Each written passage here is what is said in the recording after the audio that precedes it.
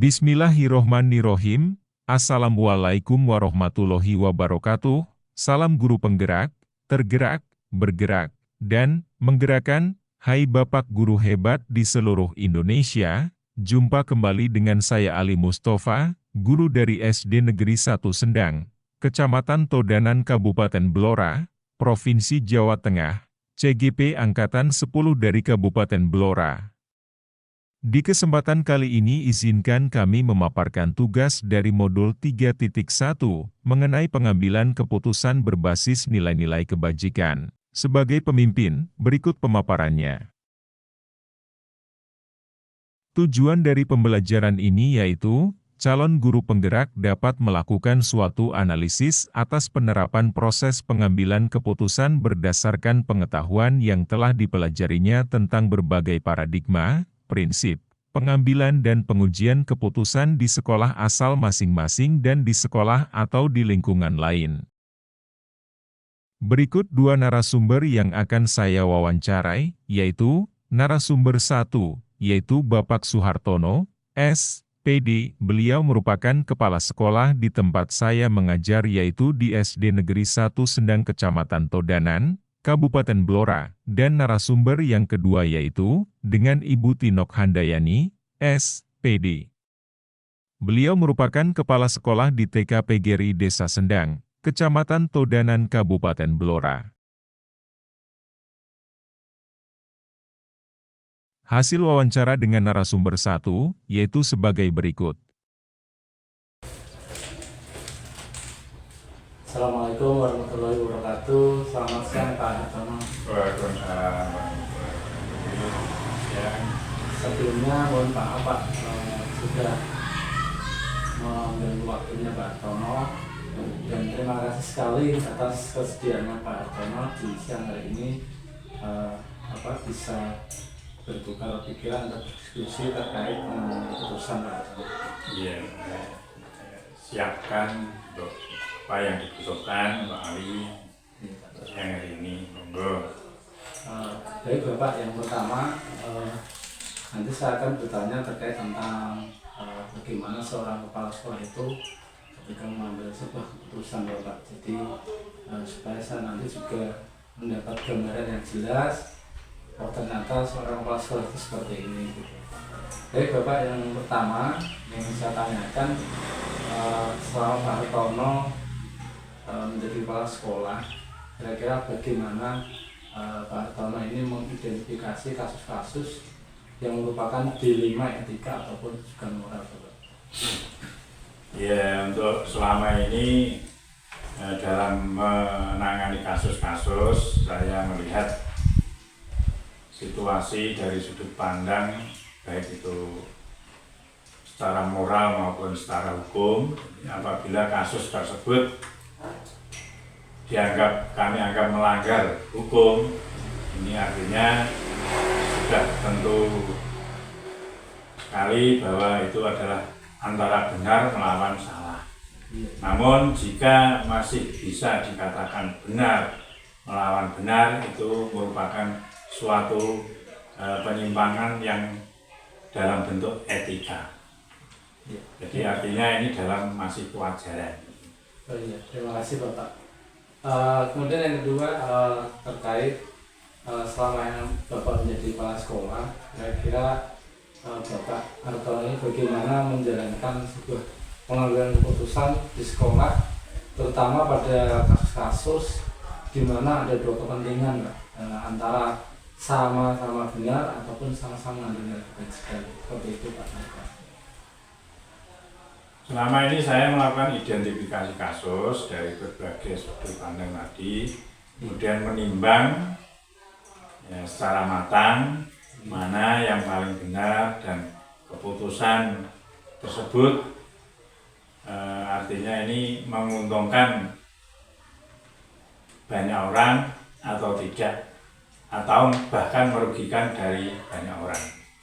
Berarti ini sebuah situasi yang sangat luar biasa ya Bapak. Yeah. Dipertimbangkan secara matang. Baik Bapak, yang berikutnya yaitu kira-kira Bapak Hartono selaku dari kepala sekolah langkah-langkah atau prosedur yang seperti apa yang biasa Bapak Hartono gunakan selama ini Bapak?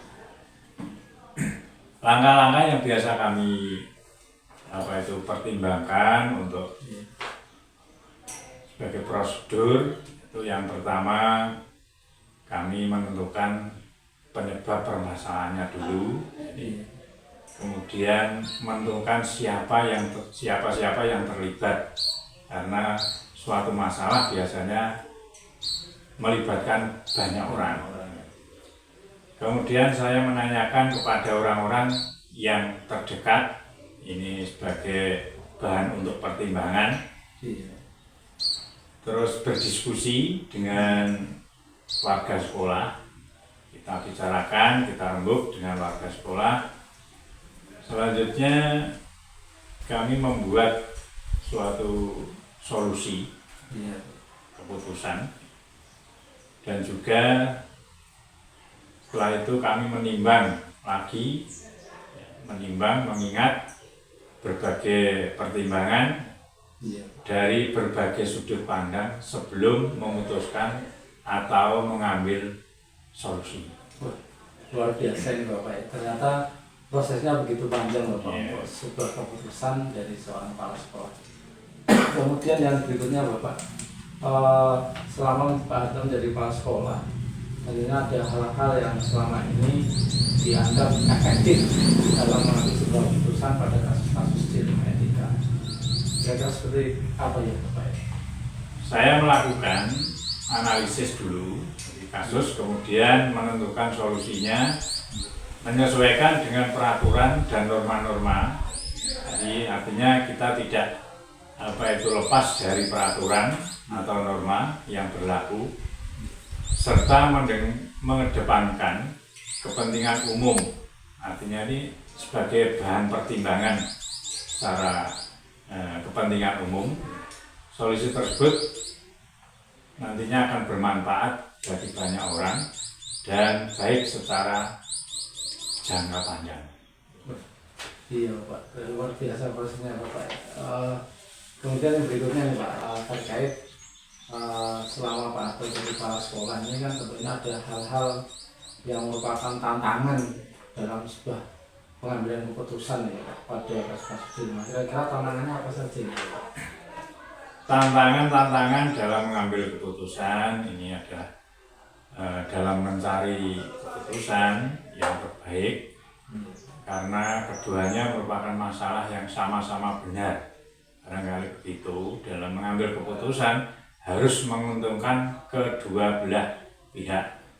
Jadi kami berusaha agar keputusan yang kita ambil ini adalah bisa menguntungkan dari kedua belah pihak. Jangan sampai satu pihak merasa diuntungkan, satu pihak dirugikan. Seperti itu. Wah, luar biasa Bapak. Baik, yang berikutnya Bapak yang keenam,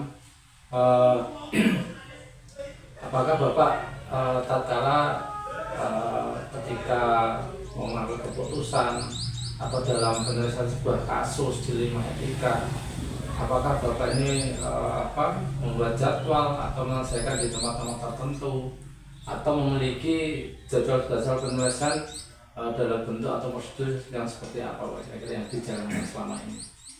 Dalam memutuskan, kami memang memutuskan masalah, kami memang melihat permasalahan yang terjadi itu biasanya masalah ringan atau masalah berat. Jika masalah itu berat, ya itu saya tetap melakukan sesuai langkah-langkah atau peraturan yang ada, peraturan yang berlaku. Oh, seperti yang Bapak utarakan tadi. Iya, saya utarakan tadi di depan tadi. Iya, di antara menentukan penyebabnya, kemudian menentukan siapa yang terlibat, dan berdiskusi dengan warga tadi ya Bapak. Iya. Ya. Baik Bapak, kemudian yang ketujuh Bapak, apakah ketika Pak Hartono mengambil sebuah keputusan, apakah ada seorang atau faktor-faktor yang selama ini menurut Pak Hartono mempermudah ataupun membantu dalam pengambilan keputusan dalam kasus-kasus dilema etika? Begini Pak, dalam kami mengambil keputusan Yang jelas saya selalu mengajak atau melibatkan warga sekolah. Jadi tidak saya sendiri. Jadi, warga sekolah ini tentunya adalah wali murid dan beserta rekan guru. Ini artinya itu, jadi orang-orang yang punya kedekatan personal dengan orang-orang yang mengalami permasalahan. Jadi banyak yang membantu dalam mencari alternatif atau solusi. Wah, dari luar biasa ya Bapak, berkolaborasi antara warga sekolah, wali murid, dan stakeholder, orang-orang yang berkecimpung atau berkepentingan. Luar biasa nih Pak. Baik Bapak, ini yang terakhir Bapak dari diskusi kita hari ini.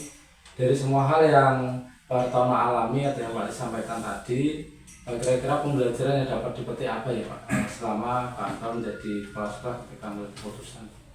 Ya, pelajaran yang dapat kami dapatkan ini bahwa dalam kami mengambil suatu keputusan, saya menjadi lebih bijaksana.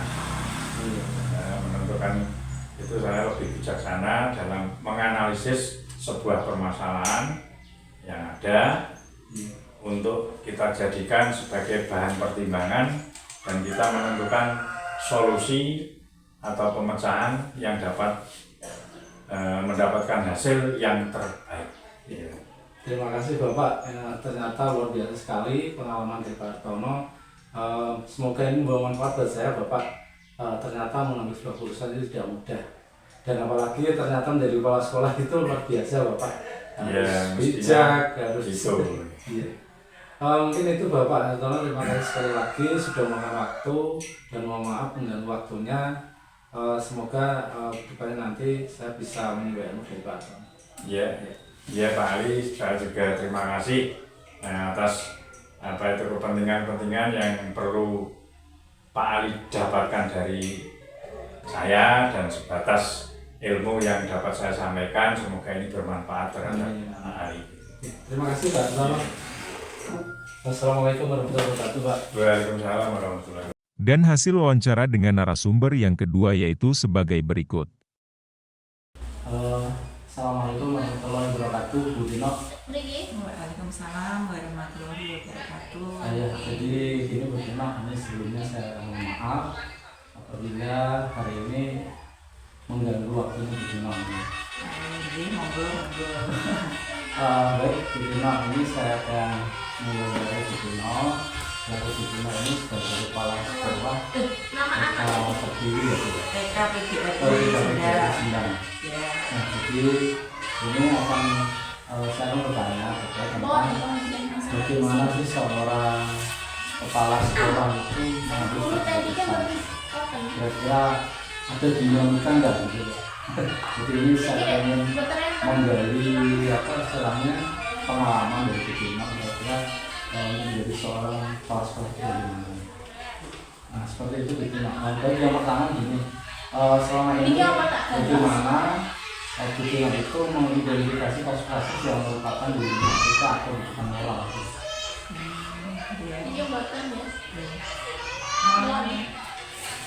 Selama ini saya mengidentifikasi kasus-kasus di sekolah. Saya melihat dari sudut pandang moral dan hukum. Apabila kasus tersebut melanggar hukum, maka sudah tentu benar lawan salah. Namun jika masih bisa dikatakan benar lawan benar, masalah tersebut adalah dilema etika. Ya, terima kasih Bu Dino. Itu merupakan suatu pengalaman luar biasa Bu Dino. Baik, yang kedua Bu Dino, selama ini Bu Dino kan menjadi kepala sekolah ya. Bagaimana Bu Dino ini mengambil sebuah keputusan di sekolah Anda, terutama untuk kasus-kasus di mana ada kepentingan yang sama-sama benar atau sama-sama harus digajikan. Selama ini saya melakukan identifikasi kasus dari berbagai sudut pandang, kemudian menimbang secara matang mana yang paling benar dan keputusan tersebut menguntungkan banyak orang atau tidak ada yang dirugikan gitu. Gitu ya Bu. Jadi saya berimbang ya Bu. Ya. Nah, kemudian yang ketiga nih Bu Dina, langkah-langkah atau prosedur seperti apa sih yang Dina lakukan selama ini? Ya.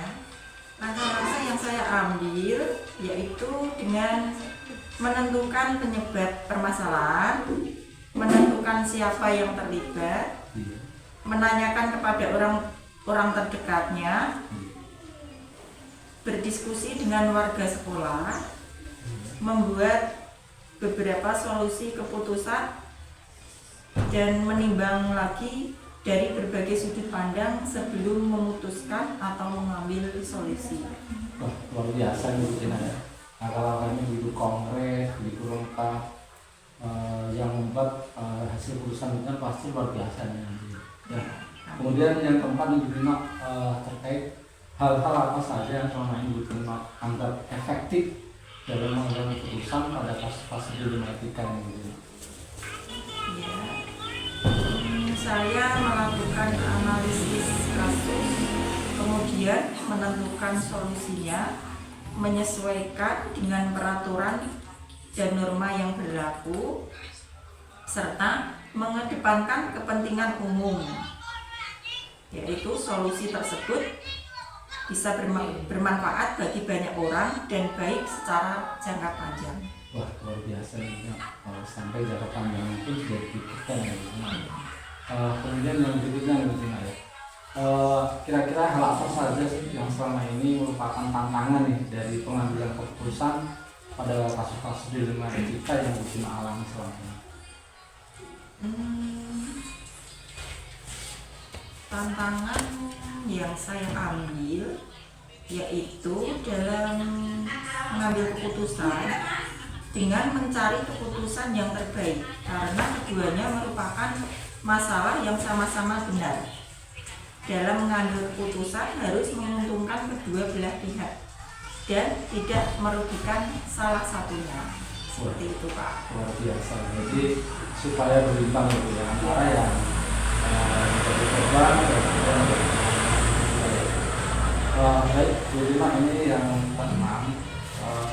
Apakah Bu Dina memiliki sebuah takalah atau jadwal tertentu nih dalam sebuah penyelesaian kasus dilema etika? Apakah ada langsung menyelesaikannya di tempat itu, atau memiliki sebuah jadwal menyelesaikannya, bentuk atau prosedur seperti apa mungkin yang akan Bu Dina jalankan nanti? Ya, untuk memutuskan masalah yang ringan, biasanya langsung saya putuskan. Jika masalah itu berat, saya melakukan sesuai langkah-langkah yang disebutkan pada nomor 3 tadi. Jadi melalui langkah-langkah tadi ya Bu Dina, menentukan penyebab masalahnya apa, menentukan siapa yang terlibat, menanyakan kepada orang yang terdekat, dan juga berdiskusi dengan warga sekolah, bahkan membuat beberapa solusi keputusan yang Bu Dina ya. Menimbang lagi beberapa atau berbagai dari sudut pandang sehingga memutuskan yang terbaik gitu ya Bu Dina. Baik Bu Dina, kemudian yang ketujuh nih, adakah seseorang atau faktor-faktor apa yang selama ini yang mempermudah Bu Dina di dalam membantu pengambilan keputusan dalam kasus-kasus dilema etika?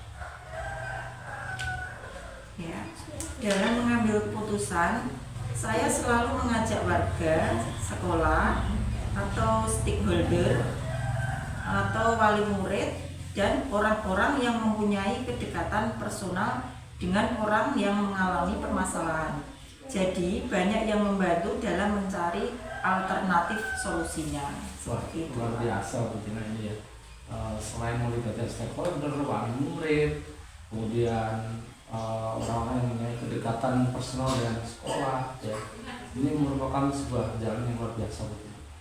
Baik Bu Dina, yang terakhir ya, dari semua hal yang telah disampaikan Bu Dina tadi ya, pembelajaran apa sih yang didapat ketika Bu Dina mengambil sebuah keputusan? Dari pengalaman Anda mengurusan dilema etika ini, kira-kira apa yang dapat itu?